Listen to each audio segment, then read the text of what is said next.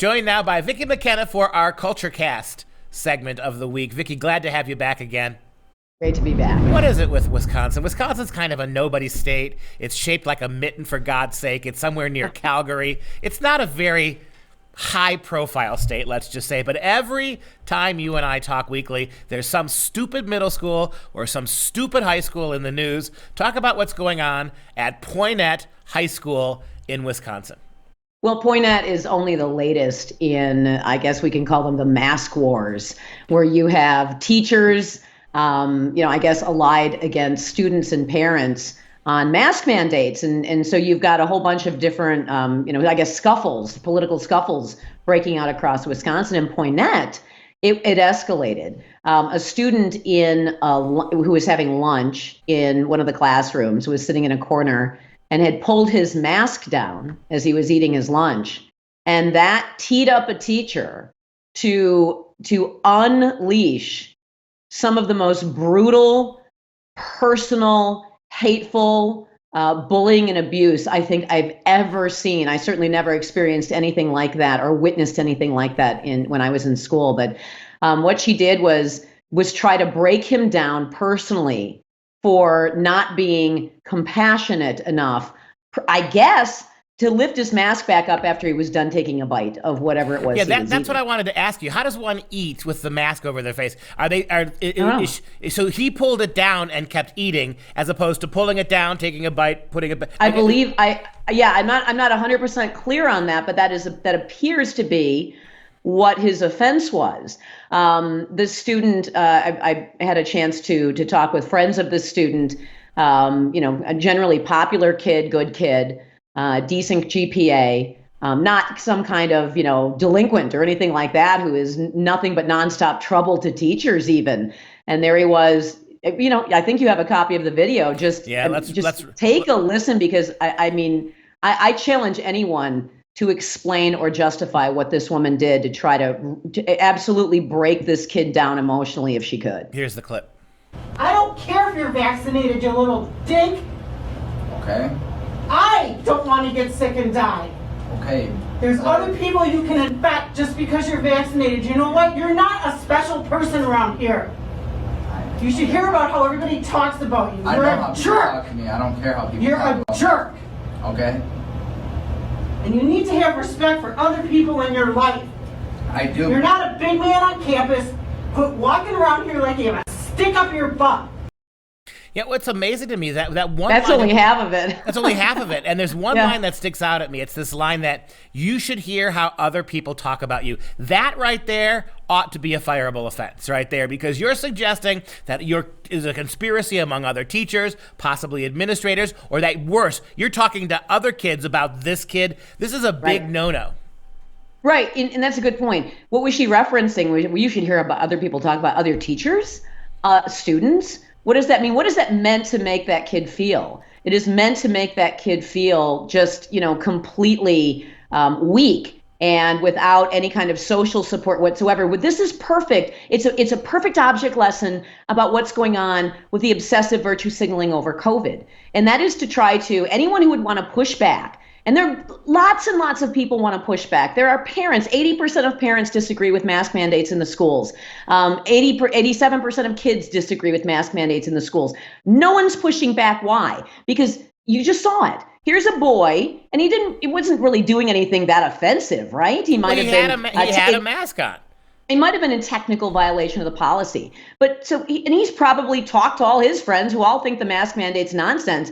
But what did she do? She cut him off from his social circle. She cut him off from support. She embarrassed him. She made anybody who wanted to be associated with him, some kind of pariah as well. She turned him into a pariah in that dress down, that brutal dress down, so that he didn't have anyone to lean on to support whatever cause it was. He was there to and maybe the cause was just being able to make a mistake and eat without pulling your mask up every time you take a bite. But she left him without a lifeline when she cut him off personally like that. That wickedness, that nastiness from that old witch, that was designed unless any other kid in that room dared to challenge the mask mandate. So this is what you're going to get. She's a special needs teacher. She's a Is she, special. wait. Is she teaches kids with special needs, or she's a special needs teacher? Right. It looks like more like the latter to me. Right.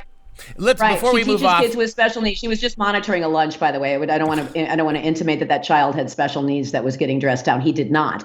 But she was, yes, that's her job. She's a 27-year veteran teaching special needs children. Getting paid a bundle of money, I bet. I'll bet you, as a 27-year high school teacher doing special, she probably makes 20 grand more than I do as a university professor. Easy. Take a look at what the school's response was. The school district of Poynette is aware, well, good for you, of an incident that occurred today, May 11th, involving a teacher and a student at the Poynette High School. The district is initiating an investigation, and the teacher involved has been put on administrative leave pending the outcome of the investigation. The district contacted the parents, and we are taking steps to provide appropriate support for the student involved. So at least they get it. They put her on paid vacation, basically, and they did say they're going to try to find some support for the kid. I'm not sure what that means. What does that mean? Yeah. What does that mean? Like restorative justice, where you sit down with a teacher and she tells you why she thinks you're a jerk. Yeah. And then the kid says, "Well, I don't like that. It makes me feel terrible," because that's basically what they do when one student bullies another student, is that the bully gets to tell the victim I'll bet what the a jerk support, they are. I'll bet the support is that they sent somebody to the kid's house telling him how to properly wear a mask during lunch. I'll bet you that's what the support was.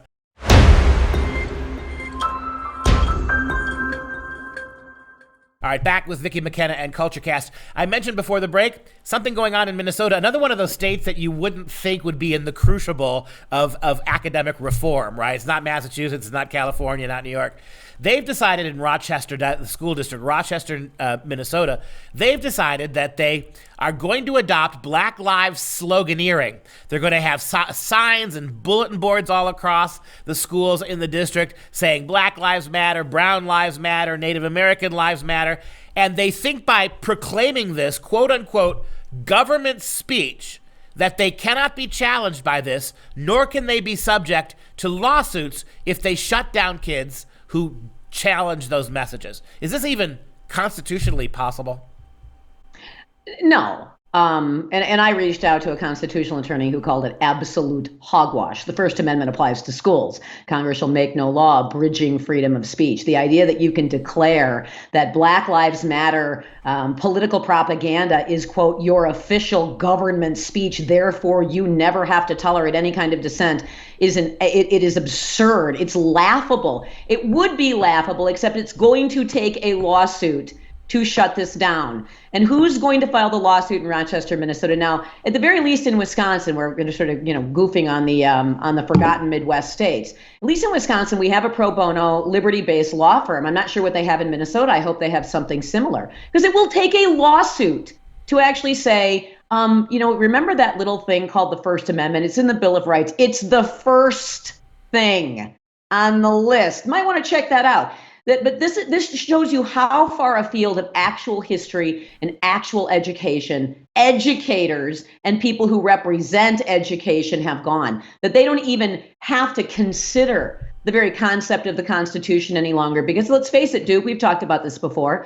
The Constitution itself is a vestige of white supremacy and is nothing more than a structural anchor for systemic racism. With adopting the messages that you're adopting as government speech, you're saying that these are the messages that we're communicating as the school district, and by doing that, we're not creating a forum for other types of speech. So basically, by declaring certain phrases involving the Black Lives Matter movement as government speech, the board is protecting itself from legal action because it's allowing one type of speech, but not any speech in opposition to those phrases. But it's not just Black Lives Matter. In Rochester schools, speech concerning Brown Lives Matter, Indigenous Lives Matter, Stop Asian Hate, as well as the Pride flag are now all declared official government speech. It is not about telling students what to think or what they can and cannot say, but it does give our district and our staff the authority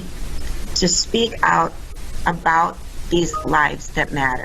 So you got the male lawyer carefully trying to explain what they're doing, and then you get the clarification. We're not silencing speech, we're just not going to let you speak. We're not silencing speech. We're going to say what we want, but this protects us in case you want to challenge us. But you're not going to be allowed to. Exactly. Right. So, and here's the thing. What they want to do is declare Black Lives Matter ideology. And if you go to their website, you can see that their ideology is about destroying the concept of the Western rule of law, of the nuclear family, upending the concept of private property and capitalism, promoting the end of heteronormativity and heterosexual relationships and family structures.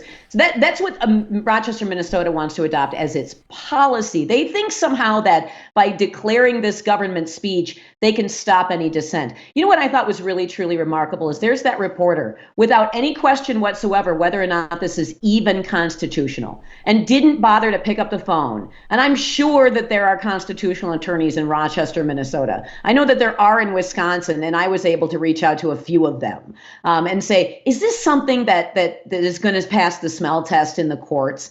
Didn't even think to ask the question. That's how the reporters are so comfortable with the idea of obliterating the Bill of Rights. It didn't even occur to her to ask whether or not this was something that could be real. Very final quick question for you. How is it that appropriating, commandeering the American public school system to unmake American values, to countermine the Constitution, to undo our way of life and our laws, how is that not insurrection? It is insurrection, Duke. We don't call it that because the government's the one engaging in it. Just like we have tyranny. We have Soviet-style tyranny going on in this country, and because it's the government doing it, we pretend like it's okay. But yeah, this is an insurrection against the United States, but nobody wants to accept that their kid's teacher is part of an insurrection or part of a revolution. Nobody wants to accept that wonderful convenience of being able to drop your kid off at school while the dual earner household doesn't have to worry about who's going to watch the kids. The whole idea that you might be participating in the destruction of this country is a huge lift for a lot of people. They don't want to imagine that they have been complicit by paying zero attention at the infestation of this radical toxic poison in the kids' school system. And they would prefer their convenience than actually having to engage the now more difficult fight they're going to have to do battle on. So, it's insurrection, but you've got a whole bunch of people who love to stick their head in the sand because they've been the ones supporting it without perhaps intention, but they've been the one enabling it for 3 decades, 4 decades, 6 decades?